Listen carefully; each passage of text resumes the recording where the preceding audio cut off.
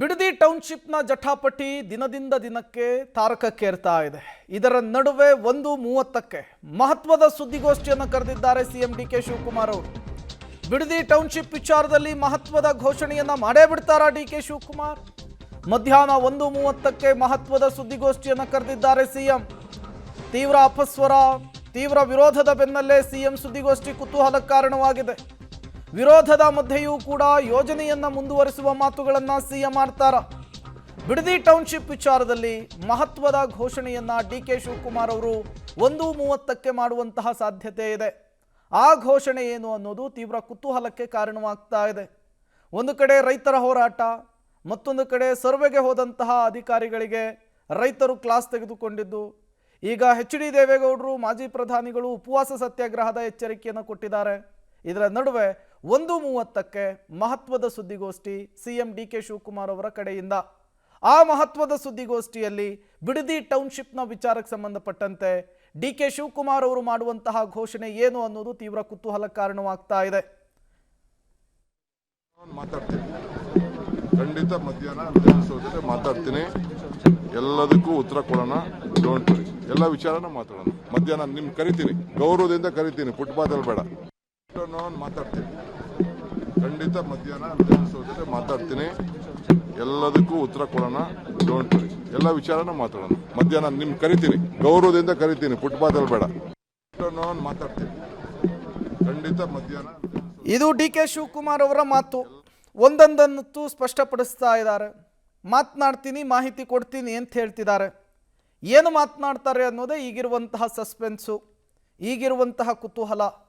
ಎಷ್ಟೇ ವಿರೋಧ ವ್ಯಕ್ತಪಡಿಸಿದ್ರು, ಯಾರು ಎಷ್ಟೇ ಮಾತನಾಡಿದ್ರು, ರೈತರ ಹೋರಾಟ ಜೋರಾಗಿದ್ರು, ಶತಾಯ ಗತಾಯ ಬಿಡದಿ ಟೌನ್ಶಿಪ್ಪನ್ನು ಮಾಡಿಯೇ ತೀರುತ್ತೆ ರಾಜ್ಯ ಸರ್ಕಾರ ಅನ್ನುವ ರೀತಿಯಲ್ಲಿ ವರ್ತಿಸ್ತಾ ಇದೆ.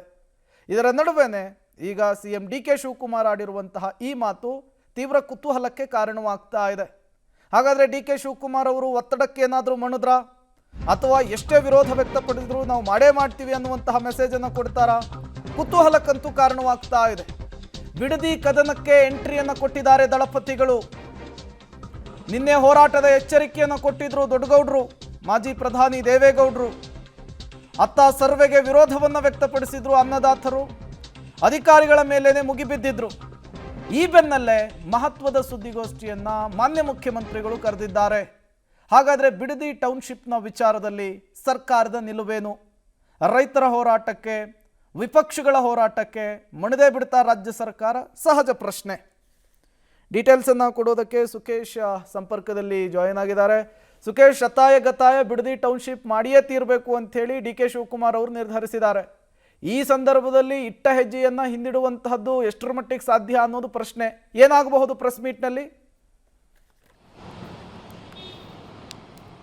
ಖಂಡಿತ, ಅಂದರೆ ಆ ವಿಚಾರವಾಗಿ ಮಾತನಾಡ್ತಾರೆ, ಅದು ವಿಚಾರವಾಗಿ ಪತ್ರಿಕಾಗೋಷ್ಠಿ ಕರೆದಿದ್ದಾರೆ ಅನ್ನುವಂಥ ಮಾಹಿತಿ ಬರ್ತಾ ಇರುವಂಥದ್ದು. ಆದರೆ ಬಿಡದಿ ಟೌನ್ಶಿಪ್ ವಿಚಾರದಲ್ಲಿ ಗಲಾಟೆಗಳು ಜಾಸ್ತಿ ಆಗ್ತಿರುವಂಥದ್ದು, ಜಟಾಪಟಿಗಳು ಜಾಸ್ತಿ ಆಗ್ತಿರುವಂಥ ಸಂದರ್ಭದಲ್ಲಿ, ಜೊತೆಗೆ ಮಾಜಿ ಪ್ರಧಾನಿ ದೇವೇಗೌಡರು ಕೂಡ ಹೋರಾಟವನ್ನು ಮಾಡ್ತೀನಿ, ಪ್ರತಿಭಟನೆಯನ್ನು ಮಾಡ್ತೀನಿ ಅನ್ನುವಂಥ ಘೋಷಣೆಯನ್ನು ಕೂಡ ಮಾಡಿರುವ ಬೆನ್ನಲ್ಲೇ ಇವತ್ತು ಮುಖ್ಯಮಂತ್ರಿಗಳು ಕರೆದಿರ್ತವಂಥ ಪತ್ರಿಕಾಗೋಷ್ಠಿ ಸಾಕಷ್ಟು ಮಹತ್ವವನ್ನು ಪಡೆದುಕೊಂಡಿದೆ ಮತ್ತು ಸಾಕಷ್ಟು ಕುತೂಹಲವನ್ನು ಕೂಡ ಮೂಡಿಸಿದೆ. ಏನನ್ನ ಘೋಷಣೆ ಮಾಡ್ಬೋದು, ಮಹತ್ವದ ಘೋಷಣೆ ಅನ್ನುವಂಥದ್ದು. ಒಂದು ಕಡೆ ಬೇರೆ ಬೇರೆ ವಾದ, ಸರ್ಕಾರ ಏನಾದರೂ ಸ್ಟೆಪ್ ಬ್ಯಾಕ್ ಆಗುತ್ತಾ ಅನ್ನುವಂಥ ಬೇರೆ ಬೇರೆ ಚರ್ಚೆಗಳಿರ್ಬೋದು.